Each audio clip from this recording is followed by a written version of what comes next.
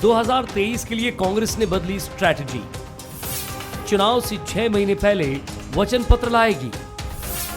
Lead लेने की कोशिश में कांग्रेस। बीजेपी बोली खेत पत्र तैयार करे कांग्रेस। तैयारी शुरू हो गई है। 2023 की जंग के लिए कांग्रेस ने अभी से कमर कस ली है। इस बार कांग्रेस ने अपनी रणनीति में बदलाव किया है। कांग्रेस विधानसभा चुनाव के 6 महीने पहले वचन पत्र लाएगी। पीसीसी चीफ कमलनाथ इसको लेकर मैराथन बैठक भी कर रहे हैं। खास बात यह है कि इस बार कांग्रेस 2 वचन पत्र जारी करेगी। एक में स्थानीय मुद्दों को जगह दी जाएगी तो दूसरे में प्रदेश स्तर के मुद्दे शामिल होंगे। जाहिर है कि 2018 के चुनाव में कांग्रेस के वचन पत्र ने उसकी राह थोड़ी आसान जरूर की थी। मैं दावे के साथ कहता हूं कि सरकार कांग्रेस पार्टी कमलनाथ जी के नेतृत्व में बनेगी और वचन पत्र को लेकर माननीय कमलनाथ जी बहुत गंभीर हैं और उन्होंने हमारे संजीदे नेता राजेंद्र सिंह जी को इसका चेयरपर्सन बनाया है और करीब 6 माह पहले से हमने अपनी तैयारियां न केवल की हैं बल्कि वो 2 स्तर पर होगा, एक प्रदेश स्तर पर और दूसरा स्थानीय स्तर पर। अगले साल के विधानसभा चुनाव में जनता से जुड़े मुद्दों को कांग्रेस अपने वचन पत्र में शामिल करेगी, जो पब्लिक को कनेक्ट कर चुनाव में कांग्रेस को फायदा पहुंचा सके। हालांकि बीजेपी ने कांग्रेस के मैनिफेस्टो को लेकर तंज कसा है और कमलनाथ से खेत पत्र तैयार करने को कहा है। वचन पत्र लाने की जरूरत नहीं है सैनी जी। पुराने वाले वचन पत्र की सिर्फ तारीख बदल दें, उसमें भी तो कुछ नहीं किया था। कर्जा माफी किया या दूसरी नौजवान की बेरोजगारी भत्ता, नौकरियां देने का मामला था, इनने कुछ किया नहीं था। तो उसकी तारीख भर बदल दें और प्रायश्चित पत्र लिख दें ऊपर। राजनीतिक विश्लेषकों का मानना है कि कांग्रेस की बदली हुई स्ट्रेटजी कहीं न कहीं कांग्रेस की लीड लेने की कोशिश है और कांग्रेस आरोप प्रत्यारोप की राजनीति के इतर ये बताने का प्रयास भी कर रही है कि वो 2023 में क्या करने वाली है और कैसे जनता के बीच पहुंचेगी। हालांकि 6 महीने पहले वचन पत्र जारी करने का फॉर्मूला बीजेपी को कितनी टक्कर दे पाएगा, ये अगले साल चुनाव के नतीजों से ही साफ होगा। नमस्कार, मैं हूं शरद द्विवेदी और आज का हमारा मुद्दा है सियासत इन एडवांस। तो सियासत इन एडवांस सर, अब वक्त बिल्कुल नहीं है और इस समय ज़रूर हम गुजरात और हिमाचल प्रदेश की चुनावी तैयारियों में व्यस्त हैं। हमसे मतलब है कि ये राज्य और इसके बाद बेहिचक मध्य प्रदेश पर पूरा फोकस, छत्तीसगढ़ पर पूरा फोकस राजस्थान, दिल्ली पर और चुनावी तैयारियां परवान चढ़ना शुरू हो जाएंगे। अब आपने देखा कि 6 महीने पहले वचन पत्र की बात कर रही है कांग्रेस और बीजेपी का कहना है कि वचन पत्र क्यों, प्रायश्चित पत्र निकालें, क्योंकि बीजेपी का आरोप है कि आपने पहले जो वचन पत्र प्रस्तुत किया उसमें कुछ ऐसा नहीं कर पाए हैं कि जिससे आप वचन पत्र एक बार और प्रस्तुत करें। तो आरोप प्रत्यारोप ये सिलसिला भी चलेगा, लेकिन कांग्रेस अपनी तैयारियों में जुट गई है और ज़बरदस्त होमवर्क के साथ उसकी कोशिश है कि वो उस पार्टी को बहुत मजबूती से जवाब दे जिसका नाम है बीजेपी और जो चुनावी रण की सबसे कुशल और महारथी प्लेयर है और अपने प्रतिद्वंदी की हर ताकत को भी वो कमज़ोरी में बदलने की पूरी कोशिश करती है। कितनी कामयाबी, ये तो 2023 के नतीजे बताएंगे, लेकिन आज एक बार फिर कांग्रेस की इस स्ट्रैटेजी कि वो 6 महीने पहले चुनाव के वचन पत्र, यानी आप अपेक्षा करें कि जुलाई तक ये वचन पत्र प्रस्तुत कर दिया जाएगा कांग्रेस की तरफ से, तो देखते हैं कितना आगे बढ़ेगी कांग्रेस इस लीड को लेकर और उसका जवाब बीजेपी के पास क्या होगा। जो मेहमान हमारे साथ हैं उनसे मिलिए। भोपाल स्टूडियो में मेरे साथ हैं डॉक्टर हितेश वाजपेयी, बीजेपी के सीनियर लीडर, नागरिक आपूर्ति निगम के पूर्व चेयरपर्सन, बहुत स्वागत है। कांग्रेस के वरिष्ठ नेता हमारे साथ हैं जो सेवा दल के पूर्व प्रदेश अध्यक्ष भी हैं, योगेश यादव जी, उनका मैं बहुत स्वागत करता हूं। और साथ ही जय नागड़ा जी हैं, वरिष्ठ पत्रकार, राजनीतिक विश्लेषक, उनका भी मैं बहुत स्वागत करता हूं। जय जी, पहली टिप्पणी आपकी। कांग्रेस अपनी स्ट्रैटेजी को लेकर आगे बढ़ रही है और बीजेपी तो चुनाव से कभी अलग हटती ही नहीं है, क्योंकि वो चुनाव की इम्पोर्टेंस को समझती है, ऐसा मैं नहीं कहूँगा, हर राजनीतिक दल समझता है, लेकिन बीजेपी ये जानती है कि तैयारियों पर धार हमेशा सान चढ़ाते रहना चाहिए, जिससे आप हमेशा किसी भी वक्त किसी भी समय चुनाव के लिए तैयार हैं। बहरहाल कांग्रेस की इस स्ट्रैटेजी को कि 6 महीने पहले आप वचन पत्र 2 प्रस्तुत करेंगे 2018 की तर्ज पर, क्या कहेंगे आप? जी शरद जी, मुझे लगता है कि कांग्रेस ने अपनी जो नाकामियों से बहुत चीजें सीखी हैं उसे उसने अपने चीजों पर फोकस किया है। कहाँ कमियां थी, कहाँ से वो लोगों से, जैसे सबसे ज्यादा तो कांग्रेस में लास्ट मोमेंट तक कैंडिडेट डिसाइड नहीं होता था। तो ये सारी चीजें कहीं ना कहीं हम गलतियों से सबक लेने की बात है। रहा सवाल वचन पत्र को, तो इसमें कोई दो राय नहीं, ये तो बीजेपी के नेता ही इस बात को स्वीकार करते हैं कि कांग्रेस ने जो कर्ज माफी की बात कही थी, अब वो सच था, भ्रम था, ये अलग बात है। कितना हुआ कितना नहीं हुआ ये एक अलग बात है, लेकिन कहीं ना कहीं इससे मतदाता प्रभावित हुआ और कांग्रेस जो है, जो बिल्कुल हाशिए में दिख रही थी, बीजेपी ओवर कॉन्फिडेंस में तब भी थी कि शिवराज जी फिर से सरकार में आ रहे हैं, लेकिन वो बदला। तो मुझे लगता है कि यदि उसको बात ध्यान में रखे तो शायद कांग्रेस फिर से कहीं ना कहीं उस बात को चाहती है कि वो जो अपना वचन पत्र है, जो अपना घोषणा पत्र है, उसमें जो घोषणाएं होंगी वो कैसे लोगों तक चुनाव के पहले आम आदमी तक, लोगों तक, अंतिम आदमी तक पहुंच जाए। तो मुझे लगता है कि ये एक अच्छी बात है। और इसके साथ राहुल जी की जो सब यात्रा चल रही है, हम इसको ये कह सकते हैं कि हम इसका असर ना होगा ये नहीं कह सकते, क्योंकि कहीं ना कहीं एक आम आदमी से वो जोड़ रहे हैं। अब ये बात और है कि कांग्रेस अभी भी अपने संगठनात्मक ढांचे में अपने अंदरूनी लड़ाइयों से ऊपर नहीं आ पा रही है। ये एक बड़ी चुनौती है, जो बाहर की चीजों से तो लड़ रही है, लेकिन अपने ही अंदर से वो उन चीजों को भी नहीं नियंत्रित कर पा रही है। जी, ये चुनौतियां कांग्रेस ही की नहीं, हर पार्टी की होती है, लेकिन बीजेपी बहुत अच्छी नियंत्रण करता है और वो अंत तक एक फाइनल टचअप देकर जो भी असंतोष और जो तकलीफ़ें रहती हैं उनको उस बिंदु पर रोकने में कामयाब हो जाती हैं जहां वो बहुत गहरा नुकसान करें, और फिर वो उन लोगों, उन नेताओं को और उन कार्यकर्ताओं को भी आश्वस्त करने में सफल हो जाती है। कांग्रेस की ये चुनौती बनी रहती है और इस बार ये भी कहा जा रहा है कि कांग्रेस के कार्यकर्ता की एक बड़ी चुनौती कांग्रेस के लिए भी है, जैसा हम बीजेपी के लिए कहते हैं। तो ये भी वक्त बताएगा कि दोनों ही पार्टियां किस तरह से अपने कैडर को बहुत संतुष्ट करके चुनाव में उतारने में कामयाब होती हैं। डॉक्टर हितेश वाजपेयी, आप किस तरह देखते हैं वचन पत्र की इस रणनीति को जो कांग्रेस फिर आजमाने जा रही है 2023 में भी? देखिए क्या होता है शरद जी, एक सबसे बड़ी चुनौती जो हमको मिलने वाली है, मैं पहले भी कहता था कि भारतीय जनता पार्टी को सबसे बड़ी चुनौती भारतीय जनता पार्टी से मिलनी है। क्योंकि देखिए 20 साल से हम 15 महीने छोड़ भी दें कमलनाथ जी के, जिसकी ओर नागड़ा साहब ने इशारा किया, सफल रहा असफल रहा वो हम छोड़ देते हैं, क्योंकि वो एक प्रकार का नेग्लिजिबल कार्यकाल रहा। तो नेचुरली हमारा जो ये ग्राफ रहा है 20 साल का, इसी पर ही हमारे को कसा जाएगा। ये मैं बहुत माइन्यूटली ये बात कह रहा हूँ। तो इसमें कांग्रेस क्या करेगी नहीं करेगी वो तो अपनी जगह है ही। अच्छा, कांग्रेस उन बातों को चुनेगी, देखिए सड़क बन चुकी है, बिजली बन चुकी है, नल जल योजना घर घर तक पहुंच रही है, तो स्वाभाविक है ये विषय तो नहीं बनेंगे चुनाव में कि भाई सड़क नहीं है या बिजली नहीं है, या तो अब कांग्रेस इनको तो चुने ही नहीं कि हम सड़क दे देंगे बिजली दे देंगे, तो ये विषय बनने नहीं वाले हैं। अच्छा, जनता भी जानती है कि भाई हाँ ये काम आपने किया है, हालांकि उस चुनाव में क्या करेंगे ये एक बड़ी चीज़ आती है जो आप कह रहे हैं बात को। तो स्वाभाविक है कि हमें नया एजेंडा ढूंढना पड़ेगा। मध्य प्रदेश वो राज्य है, जैसे उदाहरण के लिए बताऊं शरद जी, 82 दुराचारियों को फांसी की सजा हुई है। शिवराज जी पहले मुख्यमंत्री हैं देश में जिन्होंने फांसी की सजा नाबालिग बच्चियों के साथ दुराचार करने वालों और हत्या करने वालों के ऊपर उन्होंने बिल्कुल स्ट्रिक्टली किया, और हमारे यहाँ की अदालतों ने भी बहुत कम समय में इसके सारे निर्णय दिए। लेकिन अब ये तो हो गया है शरद जी, तो अब इसके ऊपर तो कोई चुनाव होना नहीं है, तो स्वाभाविक है कि अब नए विषय आएंगे। नए विषय में जैसे मैं आपको बोलता हूँ 2003 और 2004 में एक बड़ा विषय आपके सुनने में जैसे आता है पेंशन को लेकर, तो स्वाभाविक है कि अब 10 साल में 2004 से लेकर 14 तक यूपीए की सरकार ने उसको अपने एक तरीके से प्रस्तुत किया शासकीय कर्मचारियों के ऊपर।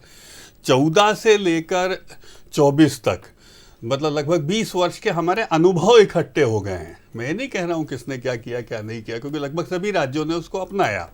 तो क्या हम इसको लेकर कोई पेंशन्स को लेकर जो लोगों के मन में क्यूरोसिटीज़ हैं, जो हिबी-जिबी होता है जिसको बोलते हैं, चिंताएं हैं, हम उसको एड्रेस कर पाते हैं?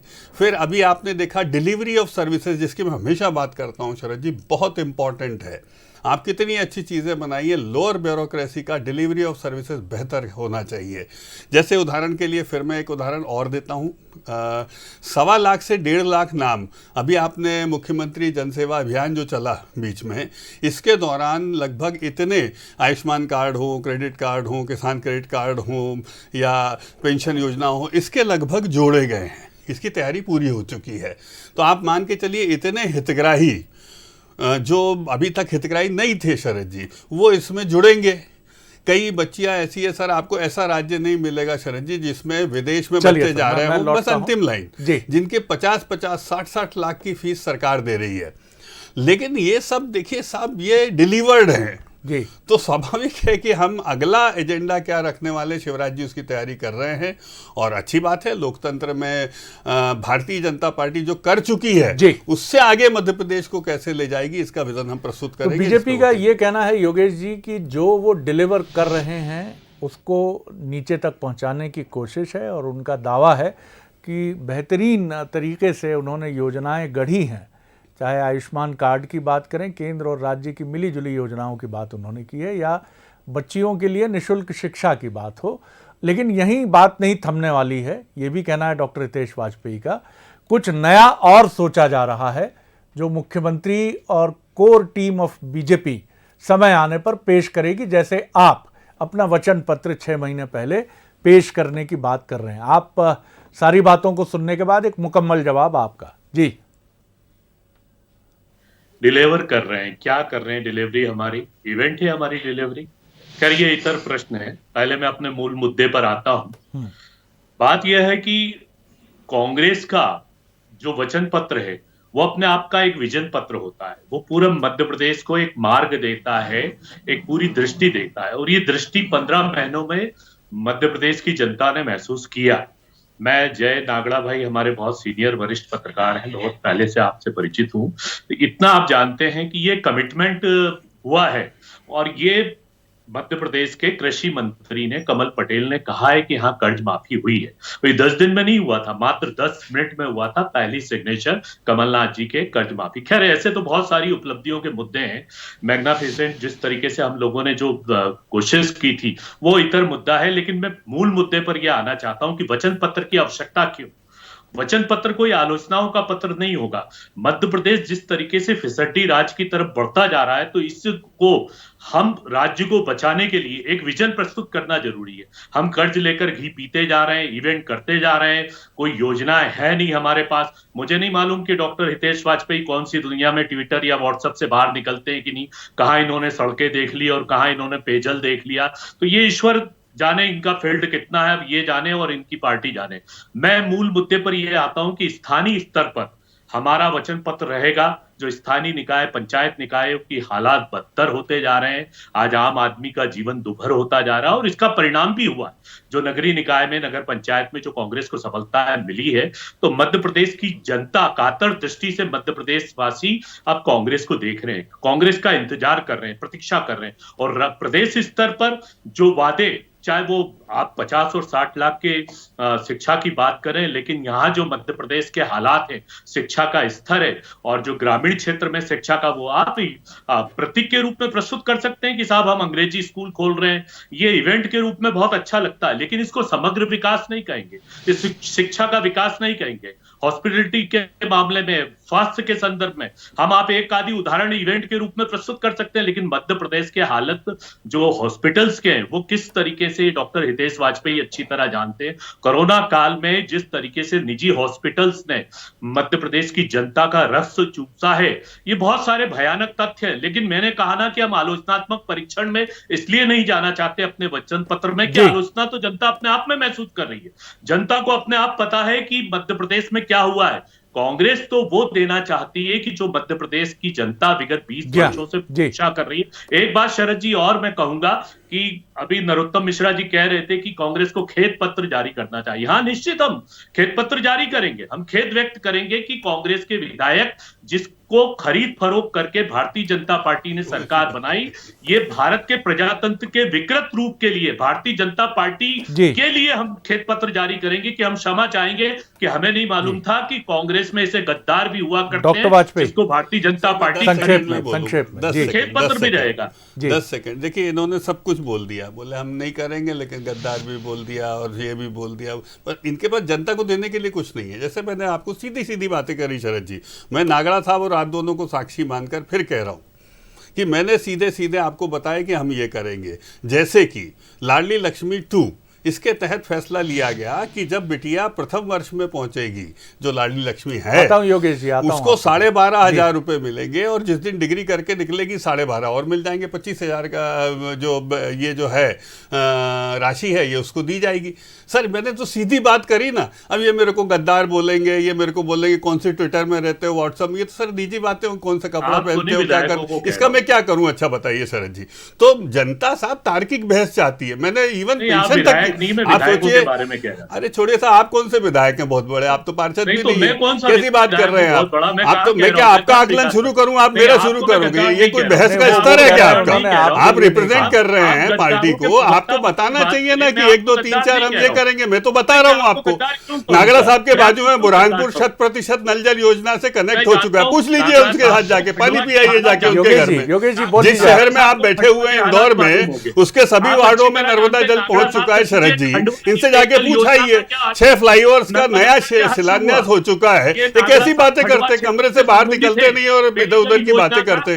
आप सब सीधा उदाहरण दीजिए ना। चलिए, अब मुझे लगता है हम थोड़ी गर्मा गर्मी को कम करते हैं, थोड़ी गर्मा गर्मी को कम करते हैं। देखो साहब, शरद जी, चुनाव आ रहे हैं, तथ्यपरक बातचीत होना चाहिए। मतलब 2-4 गाली मैं भी दे देता हूँ आपको। जय जी, मैं आपकी तरफ आता हूँ। जय जी, मैं आपकी तरफ आता हूँ। नुकसान कर रहे हैं आप कांग्रेस का ऐसा करके। छोड़िए, आपको कुछ पता ही नहीं है, आप घर में बैठे रहते हैं, आपके दफ्तर में कुछ और होता है। लगता है ऐसी टिप्पणी से हम धोखा दे रहे हैं मध्य प्रदेश की जनता को। क्या करते हैं फिर? चलिए जय जी, योगेश जी सुन लीजिए। जुमले लेकर आ जाते हैं, नारे लेकर आ जाते हैं। छोड़िए, आपको कुछ जानकारी नहीं, आपको कांग्रेस क्या कर रही है नहीं पता, आपको भाजपा क्या कर रही है नहीं पता, कमरे से बाहर आप निकलेंगे नहीं। जय जी, और दूसरों पे निजी टिप्पणियां करेंगे बैठ के। थोड़ी देर शांति। योगेश जी, ये थोड़ा सा हम शांत होंगे तो मुझे लगता है हम किसी निष्कर्ष तक पहुंच पाएंगे। मैं इस गर्मा गर्मी से ही सवाल उठाता हूं जय जी, और आपकी तरफ ले चलता हूं। आखिर लोग क्या सुनना चाहते हैं और क्या जानना चाहते हैं अपने राजनीतिक दलों से? वो उनके वचन पत्र में सिर्फ आरोप देखना चाहते हैं, या सत्ताधारी दल की तरफ से तीखे वाकबाण विपक्ष के लिए सुनना चाहते हैं? मुझे समझाइए ज़रा, क्या जनता चाहती? क्या उसकी रुचि पानी में नहीं है? क्या उसकी रुचि स्ट्रीट लाइट में नहीं है? उसके बच्चे के बेहतर मुस्तकबिल में नहीं है? कि भाजपा में ये कमी है, कांग्रेस में ये कमजोरी है? वो कांग्रेस बीजेपी से सिर्फ यही सुनना चाहती। देखिए शरद जी, ये बहुत स्पष्ट बात है।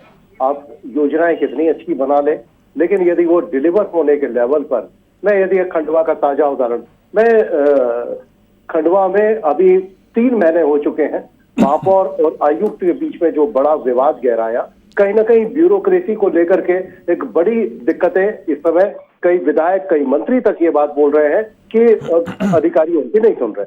तो बीजेपी को, मतलब आप प्लान कितना ही अच्छा कर लें, मुख्यमंत्री जी ने, जैसे हम पिछली बैठक में ये बात कही थी, पिछली बहस में हमने चर्चा की थी कि वो ब्यूरोक्रेसी को कह रहे हैं कि वो घर घर जा करके लोगों से मिले, उनकी समस्याएं सुने, और यहाँ पर ये हालत है कि आयुक्त जनप्रतिनिधियों की नहीं सुन रही है, मेयर से बात नहीं कर रही है, पार्षदों से बात नहीं कर रही है। तो ये जो विरोधाभासी चीजें हैं, आप ऊपर कितना अच्छा प्लान कर ले, लेकिन यहाँ आकर के ये सारी दिक्कतें। अब रहा सवाल कांग्रेस की, मैं बात करूं तो कांग्रेस की दिक्कतें भी अपनी कम नहीं है। अभी कांग्रेस की भारत जोड़ो यात्रा जो राहुल जी की आने वाली है, उसकी तैयारियों के सिलसिले में जेपी अग्रवाल साहब खंडवा थे, सारे कांग्रेस के बड़े नेता थे, और वहां पर कांग्रेस इस बात को लेकर के आपस में गुत्थम गुत्ता हो रही है कि आपने नेता प्रतिपक्ष गलत आदमी को सुन लिया, इसको हटाओ, उसको हटाओ। तो मुझे लगता है कि कमियां दोनों तरफ है। मुझे लगता है कि इस समय ज्यादा जरूरत दोनों पार्टियों को आत्मावलोकन करने की है। आप आरोप प्रत्यारोप से लोगों के कर्कश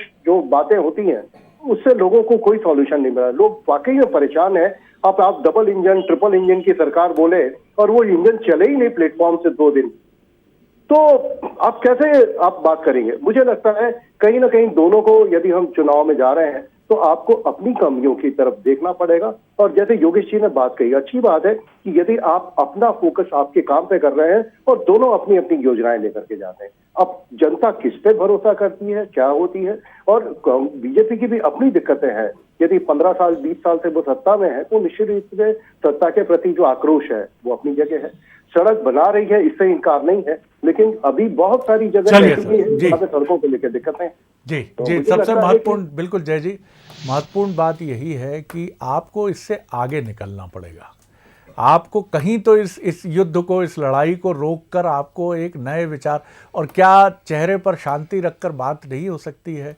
मैं दोनों राजनीतिक दलों की, ऐसा क्यों मान लिया गया है कि एक दूसरे की कटु आलोचना से ही सफलता का रास्ता खुलता है, जबकि इस कर्कश शोर में जनता से जुड़े मुद्दे गुम हो जाते हैं?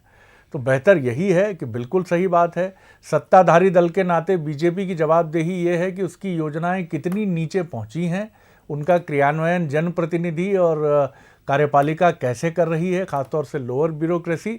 और कांग्रेस की जो चुनौती आपने बताई कि भाई आप राहुल गांधी जी की यात्रा की तैयारी में उलझे हैं कि आप ये जानने में उलझ गए हैं कि नेता प्रतिपक्ष किसको बना दिया गया है। आप अपनी कमजोरियों में जब उलझ जाते हैं तो आप कभी नहीं मानते हैं कि ये खामी मुझ में है।